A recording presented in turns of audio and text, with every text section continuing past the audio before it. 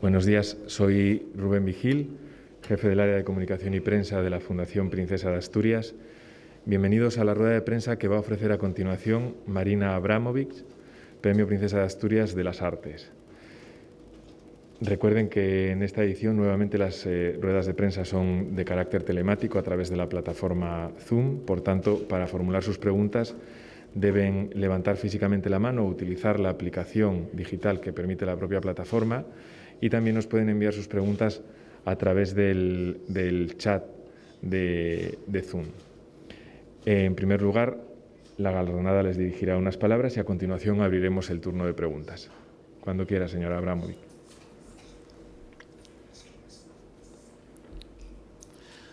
Hello, everybody, visible and invisible. I'm here in Asturias in the very special moment of my life to receive this award as the only female artist ever for visual art. It's a huge honor and responsibility in the same time. I come from a generation of performance art from the 70s. At that time, this form of art was never actually took as a serious form of art. It took me 50 years of my career that I fight to become mainstream art. And this is why this recognition of this award, it's so important, not just for me, for the entire generation of the performance artists behind me and the women artists who are going to, I hope, come forwards and receive this award as well in the future. And there is a wonderful Gandhi statement who I can apply to my entire career. And they say, the Gandhi, he said, first, they ignore me. Then, they laugh at me. Then, they fight me. And then, I win. To do that, take lifetime. So, I will be very happy right now to answer any of your questions. Thank you. Muchas gracias. Abrimos el turno de preguntas.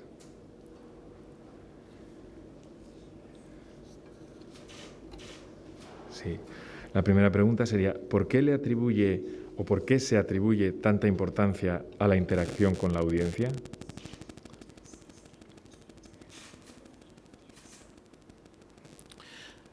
This is very important and an essential question if you're a performance artist. It's one thing if you go to the museum and you see the painting hanging on the wall and or sculpture, and then you come back and the same painting is still on the wall and sculpture is still in the space. But it's very different if you come and see the performance, which is time-based art, and have to be there at the moment, a specific time and place. And the interaction with the public is so important because the work don't exist without public. The performer and the public create the work. And if performance is good, it can be very transformative. And the energy of the performance can really, in many ways, change your life. But performance have to be great. So the power of living art is incredible. This is why necessary live audience have to be there.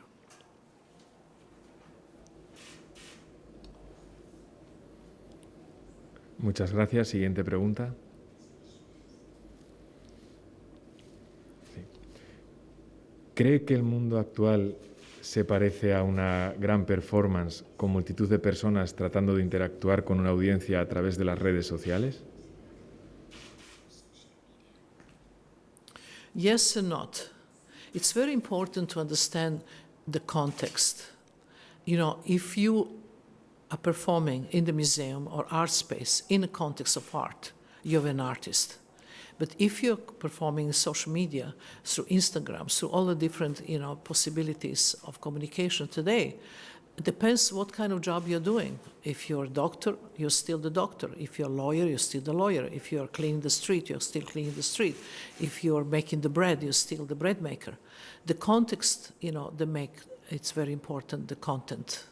So I don't see this as a very large performance thing because it's in the context of art. I just see, different interactions through different medias in different individual people without really being an artist.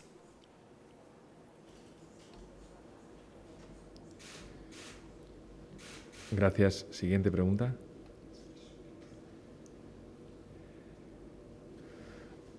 Usted dice a menudo que las dificultades refuerzan a las personas. ¿Cree que con esta pandemia podría estar ocurriendo algo parecido? You know, I think to change the human being, it's very difficult.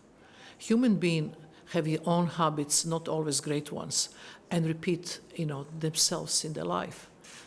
It's something that really changed human being is death of the somebody who is close to him, accidents, sicknesses, huge disasters. Then, when everything stops in an ordinary way and becomes something extraordinary, epidemic was incredible teaching for us and a huge transformation of the way how we see life. We understood how incredible, vulnerable, and humble we are in the front of natural disasters. How fragile we have our life in the front of us. Doesn't matter if you're rich or poor, or from different backgrounds, or different social groups, religious groups, we all are affected. And this also made us connected as a human being, because I think epidemic is a big teaching for us in this moment of human history.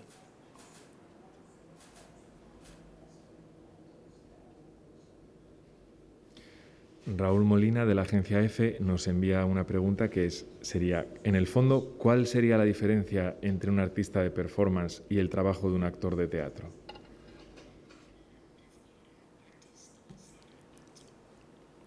You see, that's also a very important question, and so many people are confused by this. They say, when you call performance, there's so many things you can call performance: stand-up comedy, the theater, the opera, the Broadway, and the performance. But there is one performance category which I am actually practicing, which is different than the theater. It's really about being real. In the theater, the emotions are different. The blood is ketchup. The knife is not real. In a performance, everything what you see is real, and also is about moment, here and now. You're not playing somebody else. You are not repeating. You're doing some activity in the front of the public at that moment without ritually rehearsing. And so the reality of it actually makes the difference between theater and performance.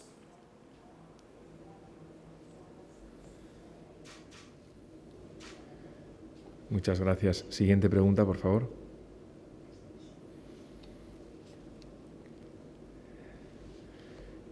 ¿Se imaginaba en el comienzo de su carrera que algún día su arte podría mostrarse en los principales museos del mundo? Never, really never. When I started, I was very young, very, the terminated artist, and I believe in my cause, and I believe that the performance is a really very, very important media. When I put the categories of art in some kind of visual pyramid, I always put as on the top of the pyramid music, because music is something so immaterial and goes to everybody without any object between the audience and the artist. And the second on that pyramid will be immediately performance, because of the immateriality. And because performance you can't touch, but you can have memory of it, can change your life, and it can really affect you on an emotional level. And there's something that you can't really touch or, materialize, but you feel deeply inside yourself. So in the early times, when I started my performances as a performance artist, entire country was against me. Start from my professors, start from my family, from the people not understanding this form of art at all, and thinking this is totally not art to start with. And I never give up. I really believe what I was doing, and 50 years later, somehow this paid off. Yes, I am the part of the many museum shows. Yes, I have many awards. And I'm getting the very important award right now from Life Achievement. And in my age, 75 next month, it's a big deal for me that this whole thing was worth it. You don't never give up. And my main motto in my life is, if you say no to me, it's just the beginning. And my book, will be translated here also in Spain, is called Walking Through the Walls. And that's exactly my attitude. If you have a wall in the front of me, I'm not just standing and looking at it, I'm walking through. But there's many walls to walk through. And I'm ready to walk all of them.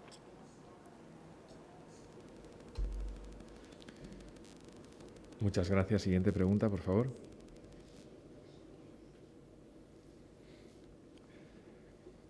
¿Cómo han afectado a su carrera las críticas que han vertido sobre su arte quienes en algunas ocasiones no lo han entendido?